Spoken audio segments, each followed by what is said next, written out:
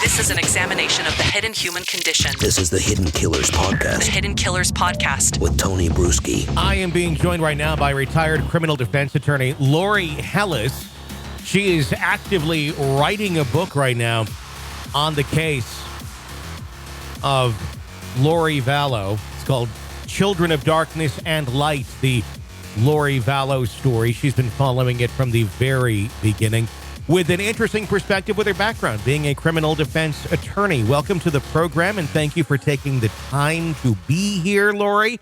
Let's start out. I'm curious as to get your thoughts on how this trial has played out and how it all came to a close. Well, first of all, I'm a retired criminal defense attorney, so I sort of looked at it from perhaps a little bit different perspective. Sure. There were some surprising moments, but probably more legally than emotionally. I was surprised at how much of the information about Charles Vallows' murder came in during the trial. I frankly was very surprised at how little the defense really did in terms of putting on any kind of a vigorous defense for Lori. Yeah, I mean, it was mainly done on cross for the most part. Yeah, well, they didn't put any witnesses on at all. Yeah. I realized that in many ways their hands were tied because Lori had set the parameters for what she wanted them to do and not do.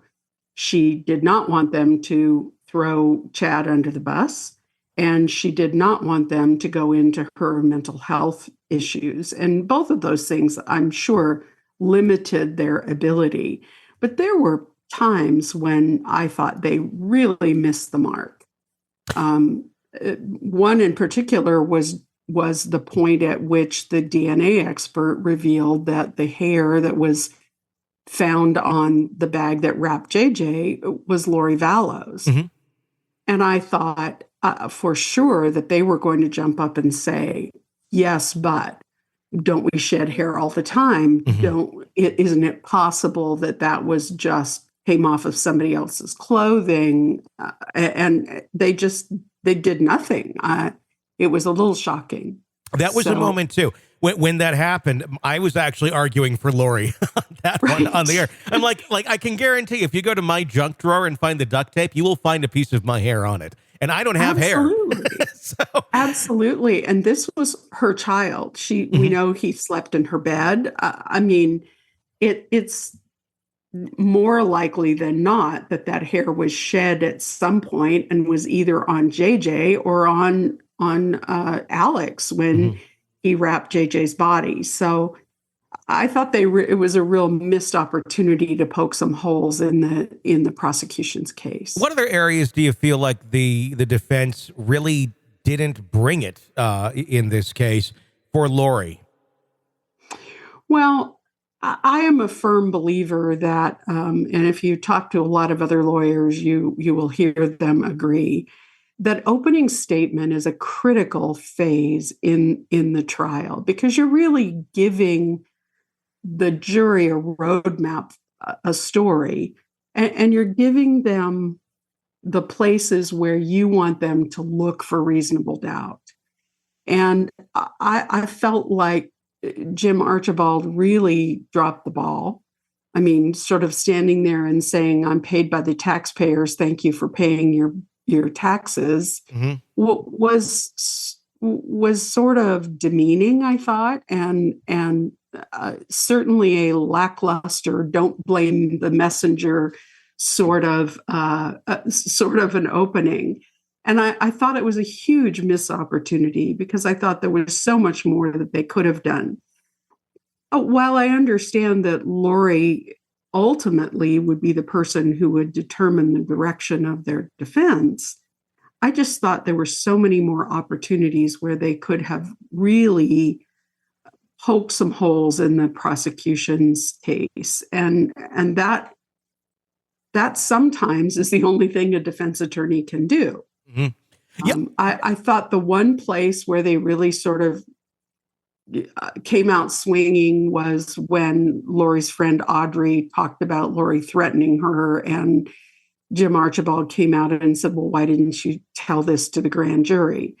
I thought there were many more instances in the case where Archibald could have brought that same level of energy and advocacy to the case. And so I was quite disappointed. Yeah, I totally understand where you're coming from, and I agree in many ways. I do wonder, like what you were saying earlier, though, how much were their hands tied? I mean, it feels like the hands were tied, and at the very, very end, they just shook off the handcuffs and said, no, we're going to say whatever we're going to say here in closing, because you've never given us an opportunity to truly argue for you the way that they argued about Chad's, quote, stupid books, and really just very much demeaning about everything that's around them, and rightfully so when you look at it in the big picture. But at the same point, it just didn't seem to have a direction. It didn't seem to have a purpose or any sort of strategy. And I don't know what strategy one would employ. I've talked to some of the biggest attorneys in the country on this case, and almost all of them have been like, yeah, but at the end of the day, there really isn't much of a defense here for her. Like, you could try and poke holes, you could do this, you could do that, but limited very much so by the fact that she didn't want a lot of those things brought up and that there's no insanity defense. I was surprised that there wasn't more argued about her mental health, though. I thought that was going to be maybe an attempted route to be taken at the end.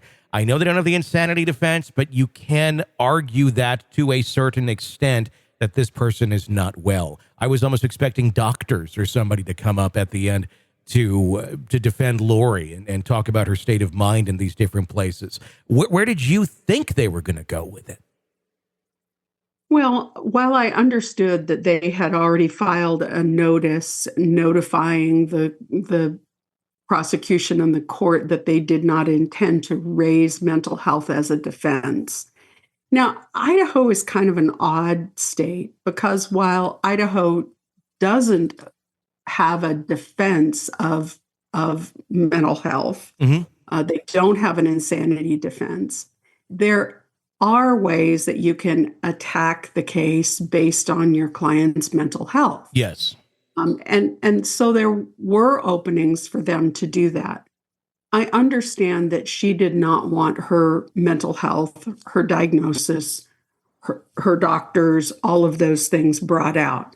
But I still felt that there were places where the defense could really have brought out this was a person who was not strong mentally. This was a person who had been raised in a bubble of the LDS Church, and who was vulnerable to this person making all these claims, telling her she was special. I mean, there were ways that the defense really could have brought that without compromising their commitment to her not to put all that mental health evidence on. I mean, there were certainly ways to go back. I mean, one of the things that I certainly would have questions I would have had for Colby Ryan were questions about his childhood and about how his mom was already exhibiting some vulnerabilities when he was a child, and bringing that out and sort of making the case that this woman really was vulnerable to Chad and his manipulations. Now, it's very interesting that one of the jurors was interviewed yesterday, and his take on it was that he felt that in the beginning, Chad really was the manipulator and sort of the driver, but that as time went on, Lori really took over as the driver of the whole situation. Yeah, and I think that's quite possible. But had I been in the defense seat, I think I really would have gone toward this was a woman who had been vulnerable for a long time. And this, in many ways, was a perfect storm. She connected with a guy who played into every one of those vulnerabilities, making her feel special. She was a goddess. She had a purpose. All of those things that she was vulnerable to. And you don't have to delve deep into her mental health issues in order to make that kind of a case. So I thought that was a missed opportunity on their part.